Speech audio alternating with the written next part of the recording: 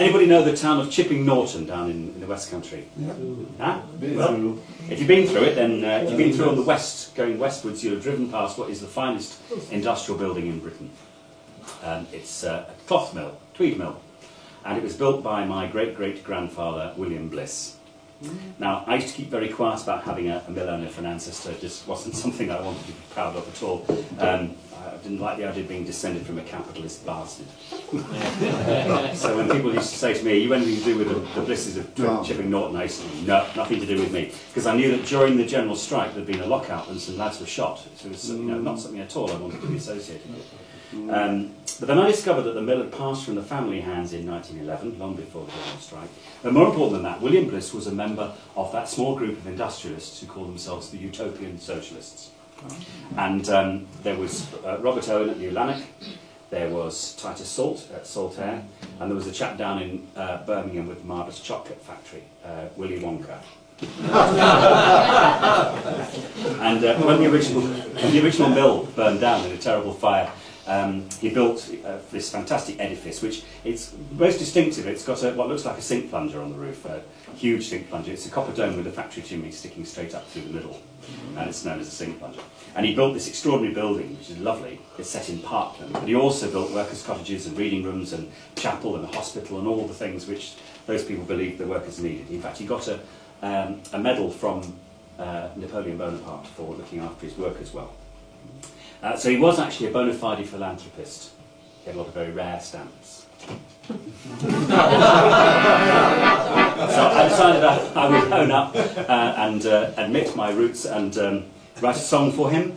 And this is it. The song is called Silken Leather because it turns out that the advertising strapline was Bliss Tweed, Silken Leather, because it was soft as silk, yet hard as leather. So that's the chorus. You have to sing that a few times. And if you listen carefully to the words of the last verse, you'll find out why, even though I'm the senior male in line, I'm not the owner of what is now a block of luxury flats worth about £37 million. And consequently why I'm before you this evening. I will sing you a song of William B. Did very well for mine and me.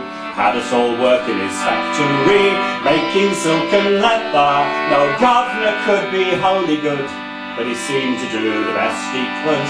Fed us faith and facts and food, making silken leather. So here's to Mr. William and his tweed.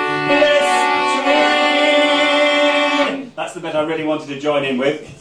Here's to Mr. William and his tweed. And if you have glasses, you may raise them. That's if you're wearing any. Here's to Mr. William and his tweed.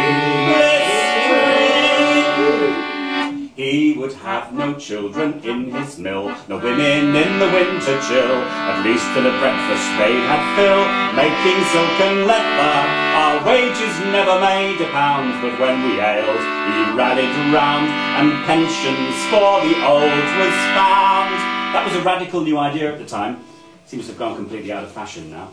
Thanks to silken leather, so here's to Mr. William and his tweed. The cloth we made was fine indeed, the very best of English tweed. Perfect for the gentry's need, they called it silken leather. It was soft as gossamer inside, but finished like a rhino's hide.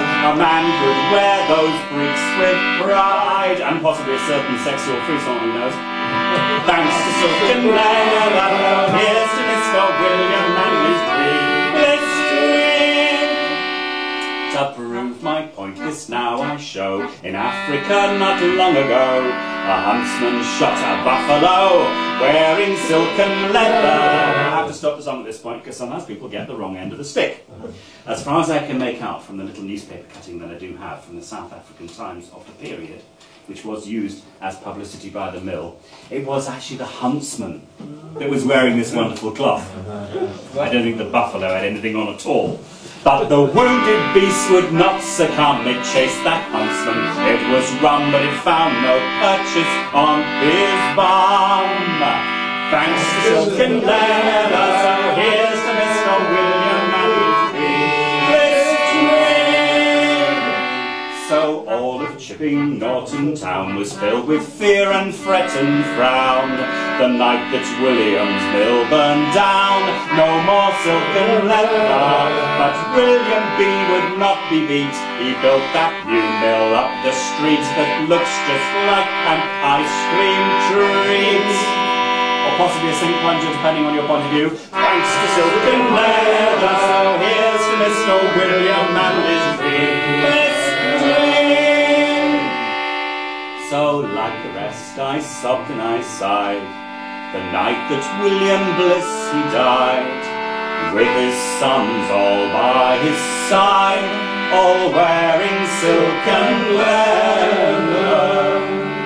But when the lawyers read the will, the donations came to such a bill that the family had to sell the mill, which wasn't quite so clever.